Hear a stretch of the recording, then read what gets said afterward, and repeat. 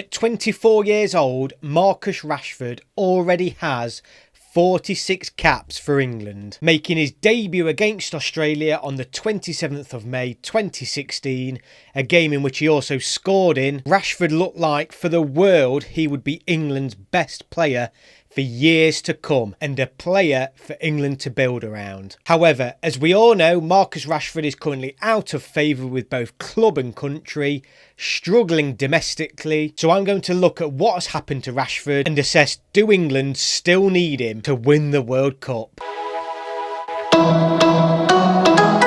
So Rashford's 46 caps came very early in his career in a very short space of time. However, Rashford hasn't started a game for England since October 2020 against Denmark. That's almost 2 years ago. And although he did score from the penalty spot against Romania in June 2021, that was a friendly game, so he hasn't actually scored a competitive goal since a penalty against Belgium at Wembley in a 2-1 victory in October 2020. Again, 2 years ago. And even more unbelievably, he hasn't scored a goal for England in open play for almost 3 years, and that was in a 4-0 win against Kosovo in a Euro 2020 qualifier in November 2019. Nobody could have predicted Rashford's fall from grace for the national team and domestically, really. I always remember in 2016, England's worst night, or one of England's worst nights in living memory, that devastating round of 16 2-1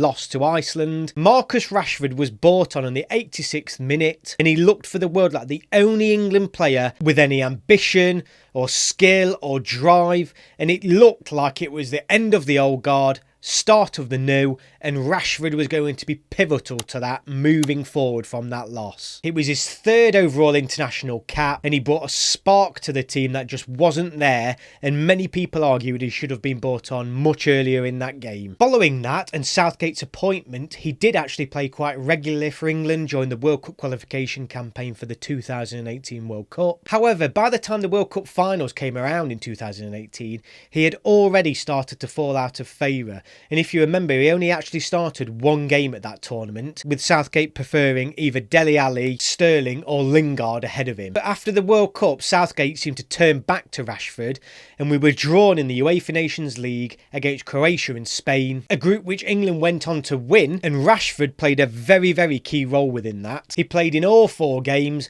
and played a pivotal role in arguably one of England's greatest nights in recent history, with that 3-2 victory against Spain in Spain, where England in the first half tore them to pieces. Following that, he still played quite a significant role for the Euro 2020 European qualification campaign, although less so than what he did during the Nations League in the previous World Cup qualification campaign. However, since the end of the 2020 to 2021 season and the start of the Euro 2020 final, Rashford has hardly featured at all for England. He didn't start any game as far as I can remember during the Euro 2020 finals, and his only real significant involvement was when he was brought on for the final to take that penalty, which we all know he went and missed. Since then, so the 2021-2022 campaign, Rashford hasn't started a game for England. Rashford hasn't played a single minute for England since that European final. He's had a terrible season for Manchester United, but he's not the only one. He only started 25 games, which is the lowest since his debut season. He scored only 4 goals in those 25 appearances.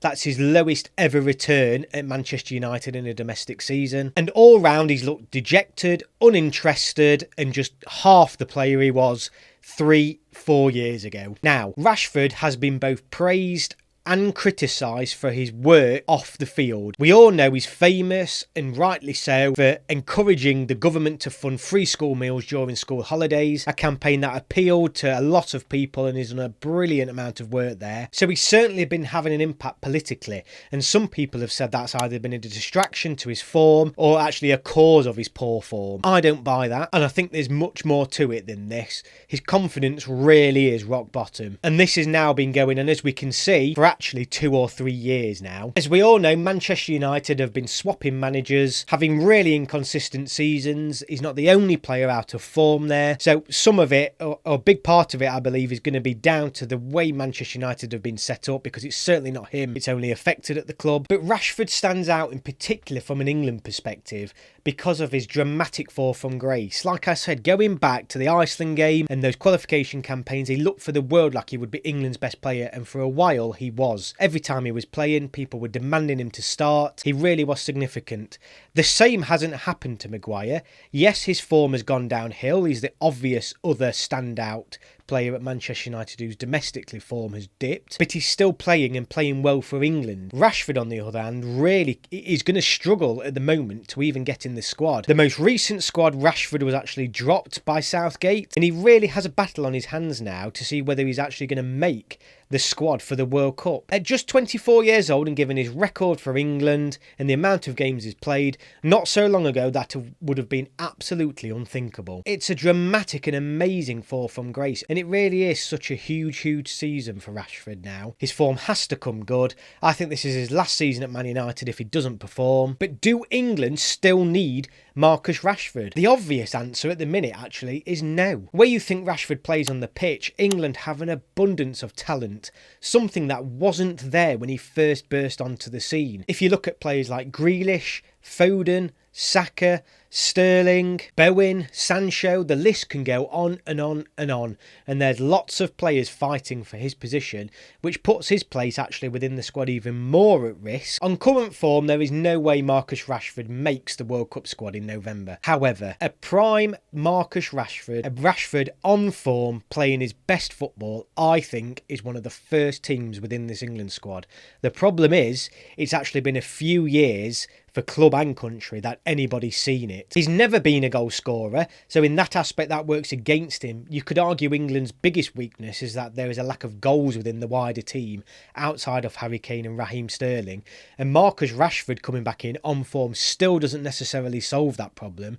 12 goals from 46 games for England isn't exactly prolific, and 59 goals from 204 appearances for Manchester United doesn't also speak as an out-and-out goal scorer. He isn't a natural goal scorer. So Rashford's game's very much built on confidence. He's picking up the ball, taking players on and making things happen, and he cannot do that at the moment. It's a huge loss for England since he's been like that, but we've been quite fortunate in the fact that a lot of players have come through. So he's in a difficult position because England now no longer need him and rely on him. It's probably why Harry Maguire is still in the England team. If we had sufficient cover at centre-back, would he have been picked? I'm not quite sure, but Rashford has been very unfortunate given all the talent that's come through within his position. He has an awful lot to do to convince Gareth Southgate to take him to the World Cup. Now the new manager at Manchester United, Ten Hag, hopefully he's going to really improve. He's got to improve dramatically, because I think if he doesn't get picked for the UEFA Nations League games in October, I believe, against Germany and Italy, I think that closes the door completely for him for the World Cup. Southgate did state in the previous squad announcement that the door hasn't closed for Rashford. He's got age on his side. He's only 24. He has got his whole career ahead of him, but I think this winter's World Cup's going to come too soon for Rashford, and I don't necessarily think England will miss him the same way they haven't when they've been reaching semi-finals and finals of major tournaments without him. However, a fully fit Marcus Rashford playing his best football is a fantastic asset, starting or coming off the bench. I wouldn't want to be playing against him if I was at any other team with him in form. His experience has to count for something as well. So many players will not have anywhere near his amount of experience at that sort of age. So I think in the future he can still be one of England's best players. So what do you guys think about Marcus Rashford? Do you think he's overrated? Do England need him? Do England want him? Would he be a good asset to have if he was fully fit and playing his best football? Let me know in the comments below. I look forward to reading them, and I'll see you on the next video.